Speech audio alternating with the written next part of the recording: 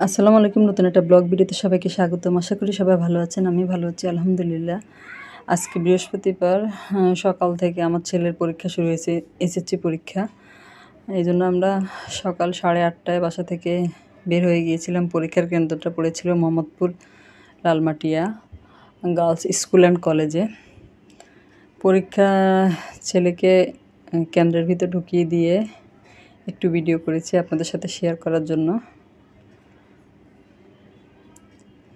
আর রাস্তায় হাঁটতে হাঁটতে নার্সারিতে গেলাম।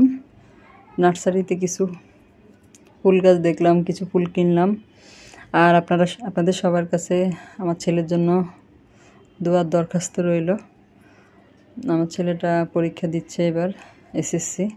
আপনারা সবাই দোয়া করবেন যাতে আমার ছেলেটা সবগুলো পরীক্ষা ভালো হয় এবং খুব ভালো রেজাল্ট করতে পারে। আমরা লালমাটিয়ার মধ্যে দিয়ে হেঁটে হেঁটে নার্সারির দিকে যাচ্ছিলাম আর সাথে একটু ভিডিও করছিলাম, আপনাদের সাথে শেয়ার করছি এই আর কি।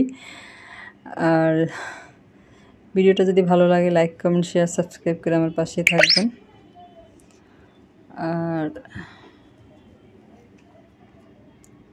আর যারা অলরেডি আমার চ্যানেলটা সাবস্ক্রাইব করে আমার পাশে আছেন তাদেরকে জানাই অসংখ্য অসংখ্য ধন্যবাদ।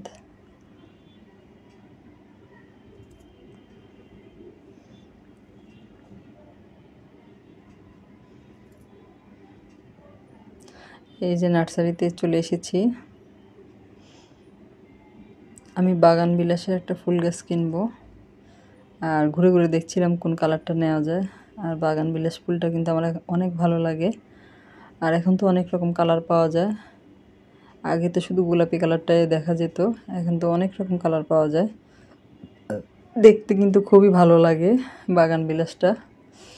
আর এই যেখানে অনেক রকম বেলি ফুল গাছ ছিল, অনেক রকম ফুল। এটা যেটা কাঠগোলাপ,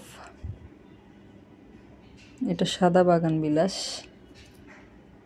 সাদা, হলুদ, হালকা গোলাপি, গাঢ় গোলাপি, রানী গোলাপি যেটাকে বলে ওটা। আর এই যে এই ফুল গাছগুলো আমার অনেক ভালো লেগেছে।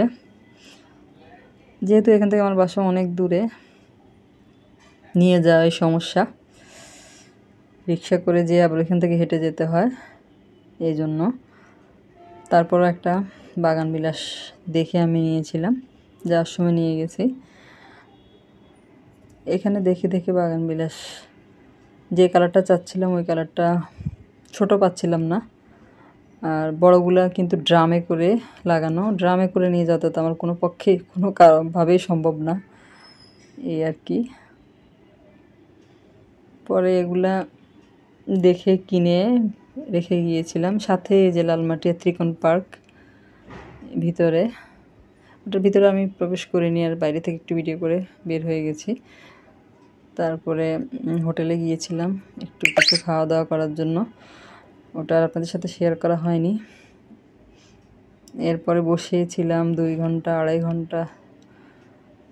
পরীক্ষা যখন শেষ হয়েছে এই যে তখন আবার অনেক গার্ডিয়ান সব কেন্দ্রের সামনে ভিড় করছে।